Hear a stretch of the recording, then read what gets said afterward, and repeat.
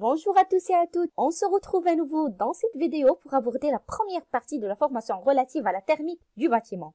C'est en commençant par la première partie du transfert thermique, ainsi que nous concentrerons notre attention sur les différents modes de transfert de chaleur.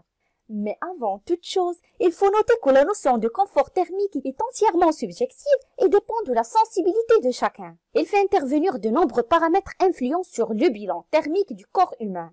Donc, il ne peut pas être réduit à une simple température de l'air. Donc, si on fait un micro-trottoir et qu'on demande aux gens de préciser leur confort thermique, la majorité d'entre eux répondront de la même façon.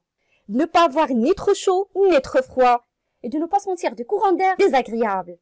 Et maintenant, on peut dire que la définition du bien-être thermique est complexe et varie d'un individu à l'autre. Et chaque individu, en fonction de son métabolisme, de sa culture, mais aussi de ressentis visuels, tactiques, auditifs et psychologiques, appréciera différemment le même environnement. Le corps humain a sans cesse des échanges thermiques avec son environnement. Et comme on a déjà parlé dans le module précédent de la thermodynamique, que les échanges thermiques se font toujours de la zone la plus chaude vers la zone la plus froide. Par rayonnement, comme le transfert de rayons infrarouges sans contact direct, par conduction thermique, comme l'échange de la matière par contact sans déplacement de la matière, par convection, comme le transfert de chaleur dans un fluide, liquide ou bien gaz, avec déplacement de matière, et finalement, par évaporation de l'eau quand elle passe de l'état liquide à l'état gazeux. Donc les échanges calorifiques se font par différents mécanismes. Et pour bien expliquer les flux de chaleur d'un corps humain avec le milieu extérieur, le compartiment périphérique du corps humain échange de la chaleur avec son environnement par 4 mécanismes. Le rayonnement, la conduction, la convection et l'évaporisation. Et comme on a précisé tout à l'heure que l'échange thermique par rayonnement, c'est la chaleur est transmise sans contact par un rayonnement infrarouge qui se propage dans l'air. Et dans le cas de transfert thermique par conduction, au niveau d'un contact, la chaleur est transmise de proche en proche par l'agitation des molécules. Et dans le cas de transfert thermique par convection, le corps réchauffe l'air qui s'élève et est remplacé par de l'air plus froid. Et dans le dernier transfert thermique, par évaporation, le passage de l'eau de l'état liquide à l'état gazeux consomme de la chaleur qui est donc perdue par la peau. En fait, le transfert de chaleur qu'il convient d'appeler transfert thermique est défini comme l'énergie thermique en transit à cause d'une différence de température. Alors, deux corps ayant la même température sont en équilibre thermique. Et si leurs températures sont différentes, le corps le plus chaud cède de l'énergie thermique au corps le plus froid. Et maintenant, on dit qu'il y a transfert thermique. Donc, un transfert thermique, appelé plus couramment la chaleur, est l'un des modes d'échange d'énergie interne entre deux systèmes. On distingue maintenant 3 types de transfert thermique qui peuvent coexister. La convection due à la diffusion progressive de l'agitation thermique dans la matière. En fait, c'est l'échange de chaleur entre 2 points d'un solide ou encore d'un liquide ou d'un gaz immobile et opaque. Donc, l'énergie de vibration ou d'agitation se transmet d'atome à l'atome, de molécule à molécule. En fait, c'est un transfert d'énergie qui est vraiment trop lent. Par contre, dans le cas de la convection, qui accompagne les déplacements macroscopiques de la matière, où on peut trouver le transfert de chaleur dans la matière avec mouvement macroscopique de la matière. En fait, ce type de transfert n'intervient que pour les liquides et les gaz. En fait, c'est le fluide en mouvement qui transporte de la chaleur. Et dans le dernier cas de transfert de chaleur, c'est le rayonnement, qui correspond à la progression de photons, par l'échange de chaleur entre 2 parois séparées par un milieu transparent ou semi-transparent. Donc la chaleur désigne l'énergie apportée à un corps qui a pour conséquence une augmentation de sa température. Donc la chaleur va toujours de la température la plus chaude vers la température la plus froide. Et comme on a déjà cité, que la chaleur peut se propager par conduction, par convection et par rayonnement. Tout d'abord, la convection est l'échange entre un corps gazeux et un autre corps, qu'il soit liquide, solide ou gazeux. Au niveau d'une paroi, c'est le mouvement de l'air provoqué quand la température de ce dernier est différente de celle de la paroi. Donc, le local chauffé cède de la chaleur à la paroi par convection. Donc, afin de bien me comprendre, prenons un objet froid de température TF et un objet chaud de température TC. On a bien sûr TC supérieur à TF, donc l'énergie thermique que nous notons Q ne se transmet spontanément que dans un sens, de l'objet chaud vers l'objet froid. Alors, le transfert thermique est un transfert d'énergie irréversible. Prenons par exemple une tasse de café chaud. Donc, le café se refroidit par suite d'un transfert thermique vers l'extérieur froid. Inversement, l'été, c'est l'extérieur qui est chaud et le transfert thermique se fait vers la glace, qui se réchauffe avant de fondre. Donc l'énergie thermique peut être transférée par convection, par conduction ou par rayonnement. Alors commençons par la convection dans un liquide. Lorsqu'on fait chauffer de l'eau, par exemple, l'eau du fond de la casserole est la première à recevoir l'énergie thermique de la source chaude, sa température augmente et les molécules d'eau plus agitées s'éloignent un peu plus les unes des autres en moyenne.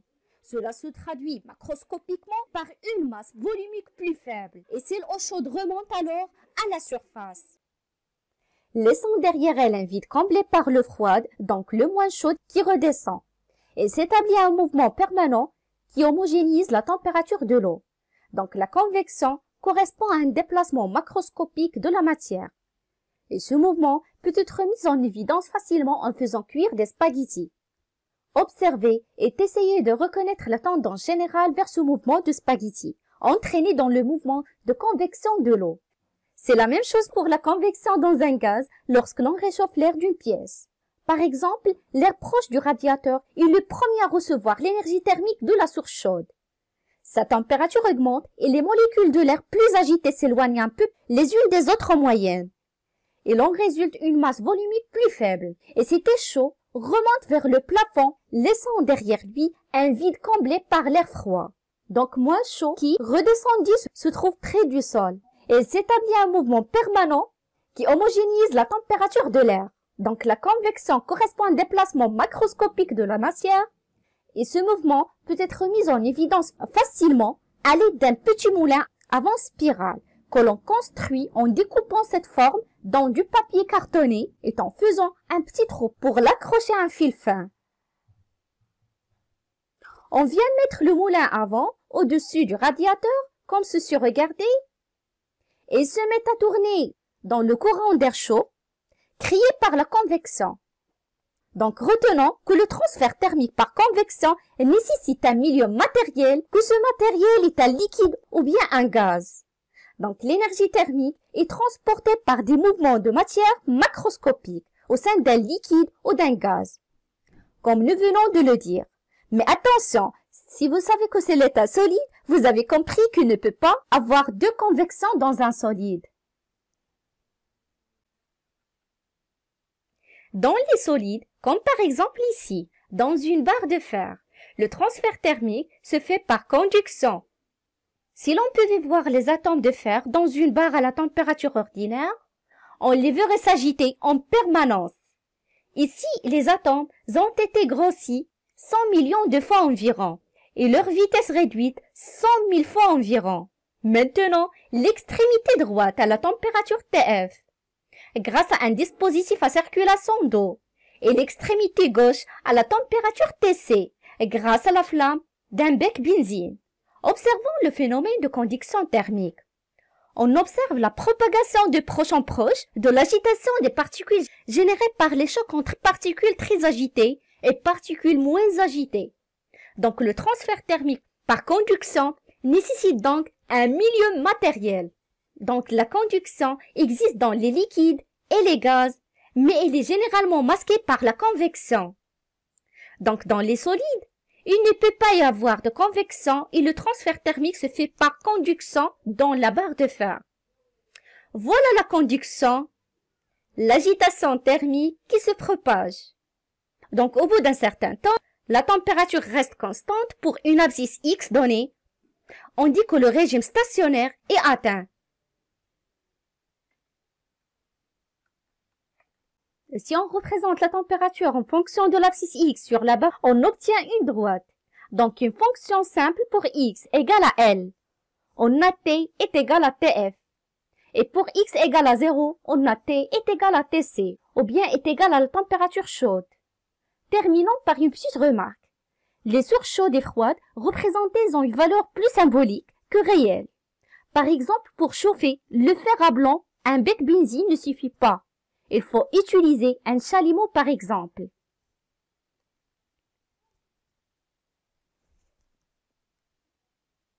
Mais tous les métaux ne conduisent pas l'énergie thermique de la même façon. Considérons par exemple dispositifs constitués de 4 lames de dimensions identiques, à l'extrémité desquelles on a collé 4 bâtonnets en bois à l'aide de cire de bougie. Donc, dans ce moment, on va retenir que la conduction est la transmission d'énergie ou de chaleur par la matière même de la paroi, sa partie solide. Donc, plus le matériau est isolant, moins il y a de conduction. Alors, passons maintenant au dernier mode de transfert thermique, le rayonnement. En fait, le rayonnement se manifeste quand des corps chauds émettent des rayons porteurs d'énergie, ou bien des rayons infrarouges, qui sont absorbés par d'autres corps, et alors transformés en chaleur. Donc, plus le rayonnement est absorbé, plus il y a d'échanges thermiques. Donc, si vous pensez à une période de canicule qui sévit sur toute l'Afrique, plus particulièrement à notre pays, au Maroc par exemple, vous en déduisez facilement que la Terre reçoit beaucoup d'énergie thermique de la part du Soleil. Mais entre le Soleil et la Terre, le milieu traversé est le vide. Donc, sans matière, il ne peut y avoir ni convection, ni conduction. Donc, le Soleil, source d'énergie thermique, émet de l'énergie sous forme de rayonnement. Rappelez-vous la loi de Wien. Le rayonnement est ensuite absorbé par la Terre et se transforme en énergie thermique. Il faut entendre les ondes électromagnétiques, donc le transfert thermique par rayonnement. Donc l'énergie est transportée par des ondes électromagnétiques. Et si on concentre le rayonnement à l'aide de miroirs, on peut obtenir une énergie thermique considérable. C'est le cas de la centrale d'Odeo dans les Pyrénées-Orientales, qui est utilisée essentiellement pour la recherche. La centrale solaire Nord 1 de Ouarzazate au Maroc convertit le rayonnement en énergie thermique puis en énergie électrique. C'est la plus grande centrale solaire du monde. Il y a aussi d'autres projets, Nord 2 et Nord 3. Vous pouvez aussi convertir le rayonnement solaire en énergie thermique à partir ou bien à petite échelle avec ce four solaire très économique et écologique par une journée ensoleillée. Il ne fait pas longtemps pour faire bouillir l'eau dans la casserole. En résumé, ici s'agit-il de conduction, de convection ou de rayonnement? Eh bien, il s'agit principalement ici de rayonnement parce que le courant de convection se fait plutôt comme ceci. Ici, il s'agit essentiellement de convection, mais il y a aussi de rayonnement. C'est pourquoi ici, c'est très chaud. Enfin, la main qui est ici reçoit évidemment le rayonnement. Mais on s'intéresse à ce qui se passe dans le tison.